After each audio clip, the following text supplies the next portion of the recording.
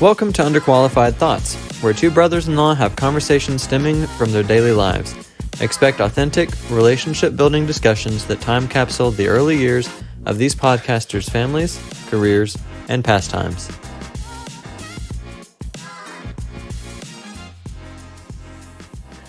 Hello and welcome to Underqualified Thoughts. This is episode number 9. In today's episode, we're going to be talking about a really interesting technology called ChatGPT. Rolls off the tongue. It really does. So this is a state-of-the-art natural language processing system that allows users to have real-time conversations with a computer. It's basically just based on a powerful AI language model called GPT-3. This is what all of the movies in the late 90s and early 2000s were about. Us having relationships with computers. I know. It's basically trained on a massive amount of text data and can generate human-like responses to a wide range of topics. I'm proud of you for giving context to this, because at first you were just going to start reading the script without giving context. Did you just read it? The script is... What I read is the script. What script? We haven't read the script yet. Not the script that we were talking about. Oh, you're just explaining what it is? Yeah. Okay, guys. So right now I'm sitting in front of my computer. Chat.openai.com is the URL that I typed in. It brings me to a thread where I basically just asked the internet or this AI generator. I said, create a script for a podcast titled Underqualified Thoughts. Today's topic is going to be about ChatGPT. Introduce it for me, please. And I literally just started reading it. You could probably tell that whole thing was very automated. Long story short. I felt like you were just explaining it because the first thing we had pulled up was different than that. This was just a new... And so I thought you were just giving context for it. For example, and today's topic, again, is all about the AI and maybe some other things as we go along. This is kind of our intro. I would encourage all of you guys, try it out because it's very fascinating. But for example, give me a question, Andy. A topic. Are we not just going to talk about the intro that you wrote for our show? We could just further emphasize this. All right. Like show them by typing. All right, type something. Type something about our podcast. Say like we did, write an intro for the podcast. Oh yeah. Write an intro for my podcast titled Underqualified Thoughts. Okay. So here's the introduction that you left out the brother-in-law part. Oh. Let's see if it's good enough. It's pretty good. Here we go. Yeah, this thing says, hello and welcome to Underqualified Thoughts. In this podcast, we're tackling a wide range of topics from the latest tech trends to cultural phenomena and everything in between. But here's the catch. We're not experts in any of these fields. In fact, we're just a couple of regular people who are passionate about learning and sharing our thoughts on the things that interest us. So, if you're looking for an in-depth analysis and expert opinions, this might not be the podcast for you. But if you're up for some casual and informal discussions on a variety of topics with a dash of humor and a healthy dose of humility, then join us every week for a new episode on Underqualified Thoughts. Thanks for listening, and let's get started. So we're not only our ghostwriters out of a job, we're out of a job. Yeah. If they add audio to this, it's over. Audio with a voice that actually sounds pretty good. Human. So... Now, that's the problem. Now we have no excuse for our chaotic energy and little... Because we could just write like a sentence into this thing and it'll be like, here's your script. Have fun. For example, give me some ideas for my upcoming Underqualified Thoughts podcast. Let's see what it gives us. Before you go into that, does it archive the thing that you wrote before? No, it just kind of scrolls it up. So you can still see it? Yeah. Oh, I can't remember. There were a few lines in there that it was like, get out of my brain. Like the fact where it was you were qualifying, or that the script was qualifying. If you're looking for expert opinions, this might not be for you. That's like totally your thing to be like, hey guys, this might not be for you, but this is what we're doing. And then whatever I said, passionate about learning and just talking and stuff. And I was just like, how? That proves to me that we chose the right title. Mm-hmm. That if we type that title, well, they nailed it. They nailed it. Or maybe it's just scrubbing all the data that it has from your computer. Well, clearly. Maybe it's one of our 8 listeners. Honestly, it's probably just gathering data from online everywhere about what underqualified means, what thoughts mean. Anyway, do you think it pulls personal data from your computer? I don't think so, no. I wonder what you give permission to. Because that would also be trippy if it because especially with your Mac, you can text on if it could pull everything you've texted. Yeah. Yeah. No, I don't care about it from the perspective of security. Obviously that should be an issue or should be a concern, but I'm naive enough to not be concerned about it. What would be crazy is how accurate it could get, because if it could see your text messages, it could literally start talking like you. Could you imagine if it starts using bang with 12 G's? That's when you know they're getting your text messages. I was so guys, I found this tool online this week on LinkedIn, and one of the people that were writing about it basically just said AI is cool. It's a good starting point for writers that have no clue really how to write well, because this is pretty accurate. It's well written. MKBHD actually did a similar thing. He opened a podcast or something with this and reading the script. And what he found out is for the words used, there's generally only one error or one main thing factual that's maybe that's right, maybe that's wrong. Kind of where I stopped and was a healthy dose of humility. Yes, I get it, but that's just kind of not how you'd really say that. So what was the thing you just pulled up? What did you just type in? So I typed in the possible ideas for future episodes in my podcast, and it just said, it's given me 10 generic ideas. Rise of TikTok and future social media challenges of this is super for people that are really writing about current events. But does it give it to you in bullet points? Yeah, remote work. It's super. Oh yeah, give you 1 through 10. Well written. Guys, you have to check it out. Plug it again. What's the website? Oh, chat.openai.com. What? Chat.openai.com. See, now's that we were both bad at enunciating, especially when we're talking quickly. And now when you're given. Anyway, it's called OpenAI.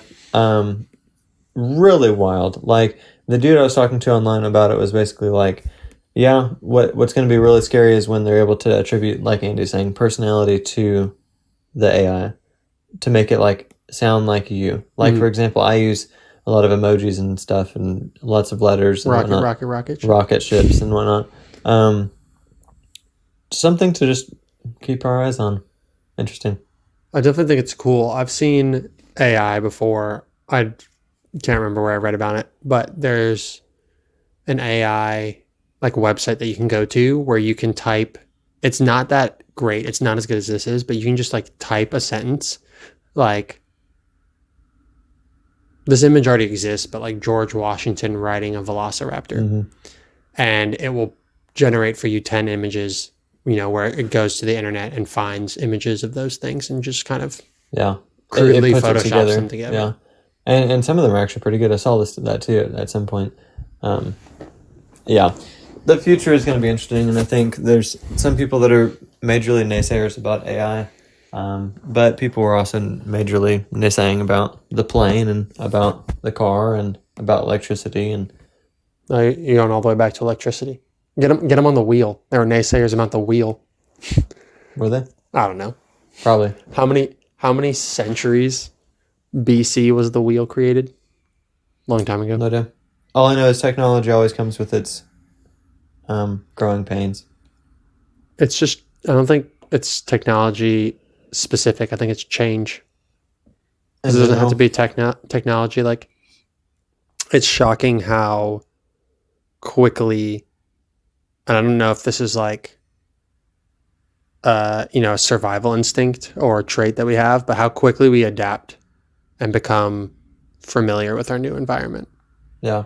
Because I can tell you, Lily's been around for however many days, and I've gotten into obviously it's hard. We're still in the stage of sleepless nights and stuff, but I know what I need to do each day to get things done, which, when she was born, I was like, what is life? What is doing the laundry with a child, and what is cooking dinner when you have a child? And it's so with this alone, we get very familiar in our situation and comfortable with it.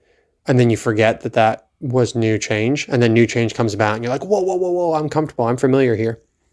Yeah. And so I think it's technology definitely, you're right, is a big component of it because of all of the media and the sensationalization. I don't think that's a word about it, of like how it could go wrong or how it could go amazingly well and solve all our problems. And there's just, it's probably the most talked about type of change in media. Would you say? I don't know. Yeah. I mean, it's definitely a hot topic in this year. I mean, certainly with how many people are using technological opportunities to advance their own business, or I mean, using AI, for example, can at Brittany Lewis No last create names. really good. Oh, I'll bleep it. It can create, what number are we at? 10 minutes. Okay. So I can just remember. It can create lesson plans. It could create like a sales pitch script for those that are like trying to learn how to write. I could use this in my job, my new job. Yeah, like it's at the very least a good starting point for idea generation. Like if you say, give me 20 ideas about what I should write about today. Like give me 20 ideas to write about this certain topic, it'll do it. I wish we talked about this. We don't know how long this has existed. This technology has been public, but we know it's, gone viral in the last week. And I didn't find out about it until today when you told me. That when I was in between jobs, I was on was it Fiverr and whatever. I think the Upwork, any of those freelancing websites. And one of the few offers that I got that I ended up not doing was write an article for this topic with these keywords. And that's perfect. Yeah, this is, I'm sure there are other applications. And there always will still be the flexibility of the human touch because it's delegation. You're like, the person who is asking me to do this easy task could do it themselves. They just don't have the time. And so I wonder if there'll still be the desire to delegate the task, or if the people, instead of hiring people now, are going to go to this website. Yeah, it's like all the ghostwriters out there in the world are probably looking at this tool and saying, well, is this just going to replace me? And in some cases, maybe. And specifically organizations that are smaller, that don't have a large budget, that they could just pay someone $10 an hour to basically put in information, get it out, make it look a little bit personalized, slap it on a interface. Yeah, it could make you more efficient as a ghostwriter in that you could, like what you said, just basically get a script, and then instead of writing a script from scratch and having writer's block and having like anything that can come with it, you can just take it and add your personal spin to it. That thing I listened to from MKBHD basically just said it's a great starting point for people. Like that's where he chalked it up as a great starting point for ideas, and then you can basically just personalize it from there. Anyway, y'all should check it out. It's definitely, some people find it really cool and some people find it really scary, frightening. Yeah. More landing on the cool side. I think it's just a tool right now, and like everything, depends on how you want to use it. Anyway. Yeah, I think Caitlin and I have talked about this before, and this is definitely something we're underqualified to talk about. The common fear with technology is that it will replace workers. Like, the quintessential example is at a manufacturing plant. It quite literally is replacing the job of a person who's, taking the door and fusing it onto the car. Now that a machine can do that. Or like Walmart, the checkers. Yeah, like the self-checkout and things like that. But I think the perspective that her and I have come away with, or we've been convinced of from hearing people talk about it, is that technology doesn't replace jobs, it creates jobs in different areas. So if you were, in theory, I know this is a broken world and it might not be that simple, but in theory, if your job is replaced as the person who's putting the door on the car, you could then get a job in the person who helps maintain the machine who's doing that job. Well, or you can get a higher skill job elsewhere in the company. Basically, and unfortunately, like Andy just said, it's the broken world syndrome. Basically, if you are an achiever and you want to grow and get better, you will like learn how to take care of the machine that makes the thing, or you'll learn to code the machine or this and that. But then there's another majority of people that don't want that. Like their only desire is to do the easy job that they've done forever, and they'll just kind of either retire, fizzle out, or they feel like yeah. There's different circumstances in life, life situations that would make it difficult to learn and become adaptable like that. But I'm sure that a lot of it's a mindset of like, I've been doing this for 15 years. I don't think I'm capable of doing anything else. I'm just going to keep looking for the same jobs, and those jobs are disappearing. Therefore, technology is replacing jobs. Yeah. When the thing that might be needed would be that like ability or willingness to learn and take your skills and transfer them to something. But also, of course, there's like, the corporate mindset. There probably are a lot of greedy businessmen out there who aren't doing it the right way. They're getting technology in there to cut costs, not caring about their people. Versus, probably I would think the best way to do it would be to get the technology in the door and then have an open conversation with the people of like, hey, like, we're using this technology to phase out your role. We're not seeking to phase out you. Mm-hmm. Here are areas where we can help train you to still continue to be a valuable member of our team. This is the opposite of what I'm facing. You pointed at me. This is a seamless transition. That's right. Some people will look at the future of their careers and say, well, technology is replacing me. I don't know what else I can do. I'm stuck. That type of thing. And then I'm kind of on the opposite. I see opportunity. I want opportunity. I spoke with someone earlier this week, and they really instilled in me this idea of the following, which was speaking to the employer, basically, give me as much, opportunity or responsibility as you feel comfortable with, and I will do my best to exceed your expectations. We can't always guarantee that, but that's the goal.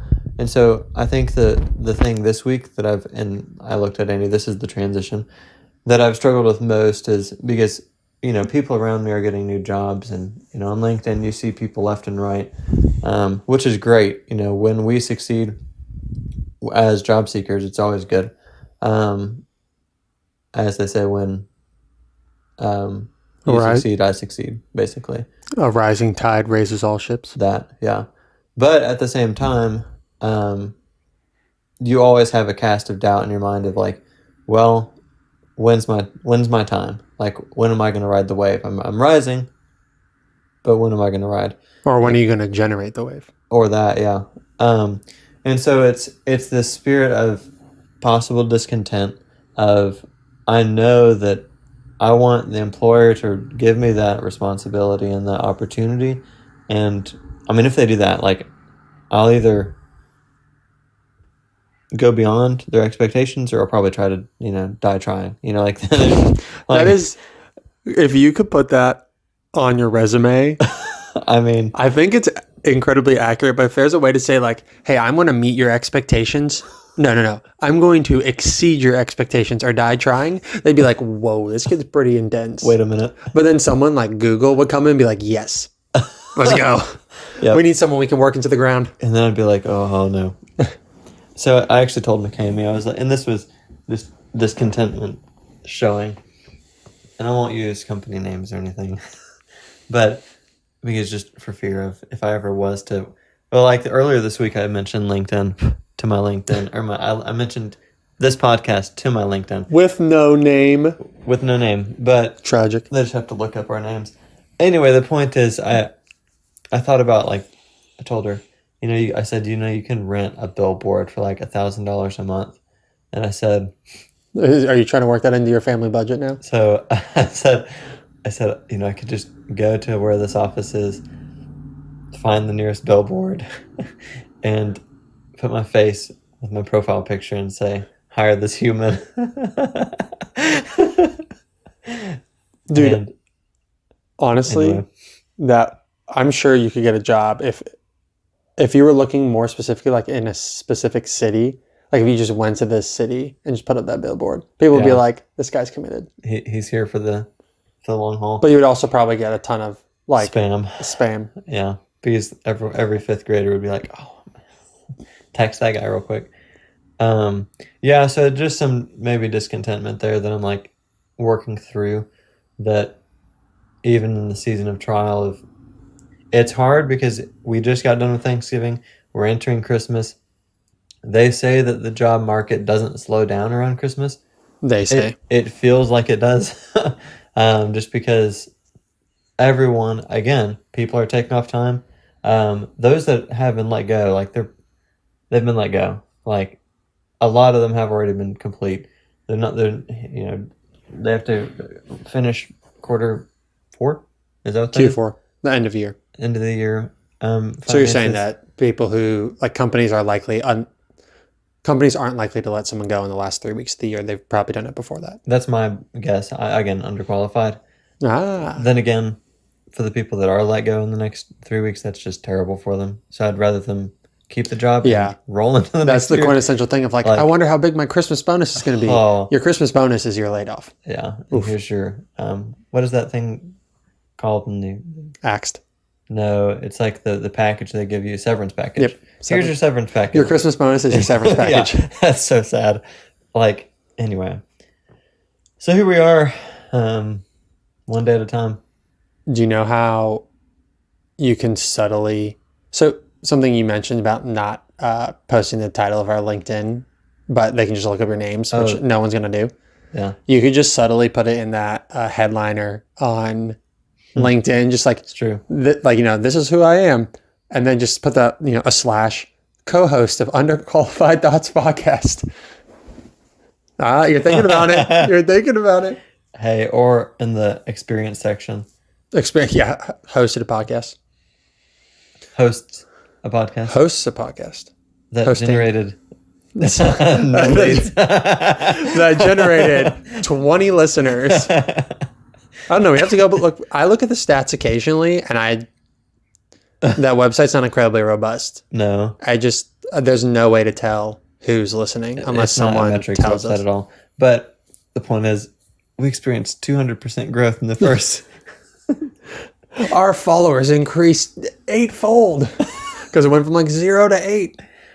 It would be fun though. I mean, like, because we're pretty consistent with this podcast, it's like you could do that and create a page for the actual podcast on LinkedIn and like create a LinkedIn page. Oh wow! Because then you'd be able to put the picture of the actual organization. You're gonna do it, aren't you? All of a sudden, I'm gonna be like, the Underqualified Thoughts podcast requests that you follow them. What?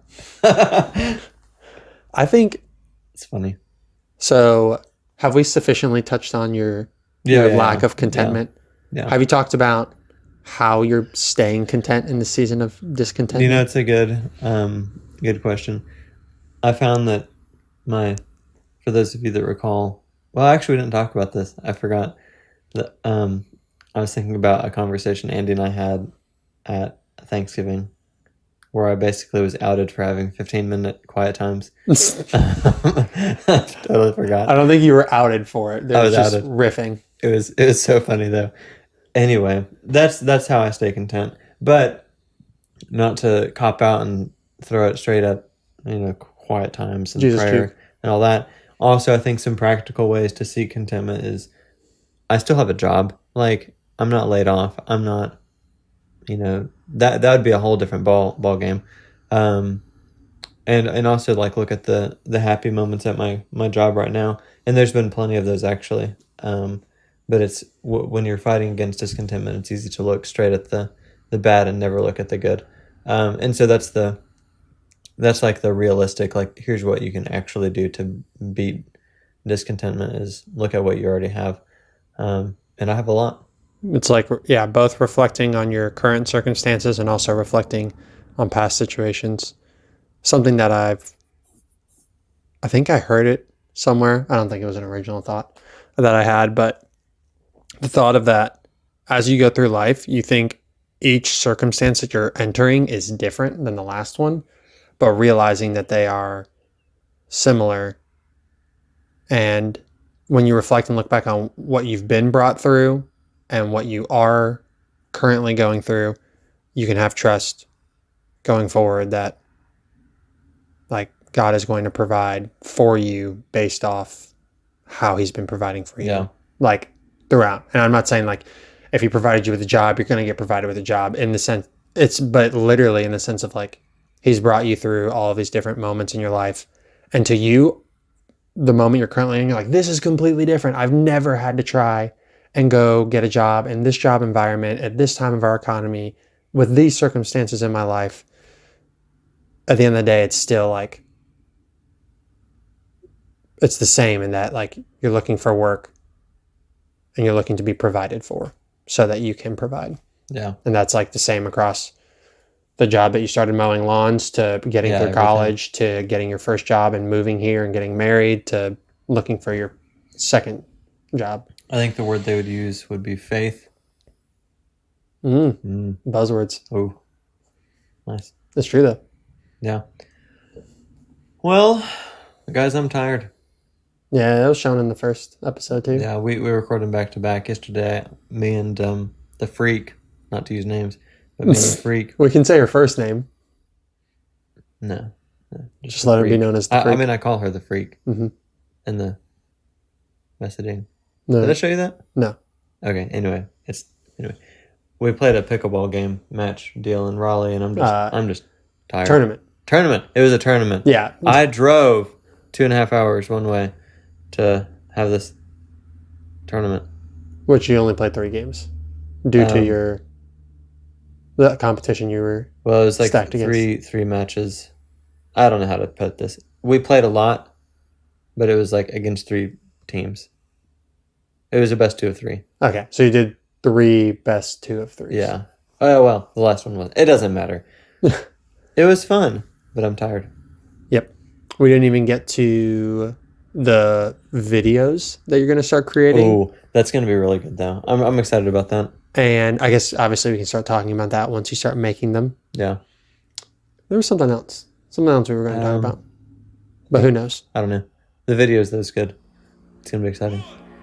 It's going to be a blast. Everyone. Good night. Good morning. Good afternoon.